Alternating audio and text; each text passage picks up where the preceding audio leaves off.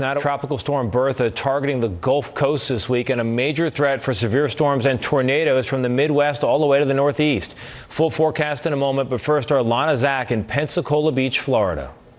This time lapse shows the outer bands of Tropical Storm Bertha moving towards Florida's Gulf Coast on Monday. Flooding from storm surge is the biggest concern in places like Pensacola. Barricades will be set up to keep motorists away from here because almost every time this place floods, we have to perform water rescues. In Utah over the weekend, torrential rains and flash floods turned roadways into mud pits, sending furniture sailing. In Provo, the fire department confirmed that Captain Spencer Long and 4 members of his family died in a flash flood. And in the Northeast, a line of violent storms caused damage in several states. A lightning strike in New Jersey sounded like an explosion.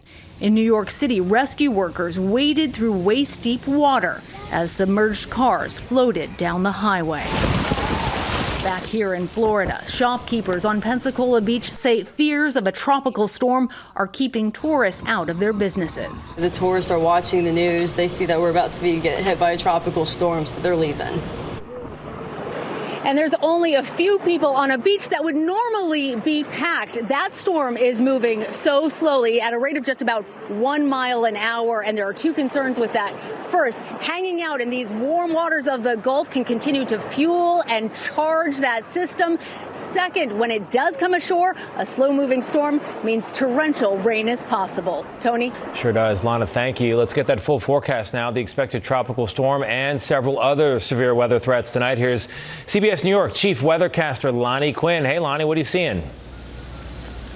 Tony, what I see is, well, first of all, I thought Lana was playing a great role giving all of her meteorological information because you're right. When the storm sits over warm water, it can get stronger. But right now, I have some good news to share in that department. It's picking up a lot of wind shear. So it's really getting kind of torn apart. I mean, we do have tropical storm watches anywhere from Panama City all the way to the mouth of the Mississippi. Winds right now 35 miles per hour. It could strengthen a bit, but we never see those winds getting above 50 miles per hour. So this will never become a strong tropical storm, certainly never a hurricane with a landfall possibly as a tropical storm anywhere from, say, Mobile, Alabama into Houston. Severe weather that's out there right now, it's up north of the area, anywhere from Des Moines to Marquette, a tornado watch in effect. That line of storms will be pushing to the east, and for tomorrow, we're looking at places like Louisville to Washington, D.C., even into New York City with severe weather possible, but even that chance for an isolated tornado. All this driven by heat. Mississippi Valley, a lot of heat out there. Oklahoma City could be hitting 106 tomorrow. That heat will expand to the west by the time you get to Wednesday, Thursday, Friday. Possibly a record in Portland at 98 on Wednesday. Tony, that's the latest. We're going to watch that storm, but right now it is getting torn apart by headwinds, wind shear. All right, Lonnie, thank you.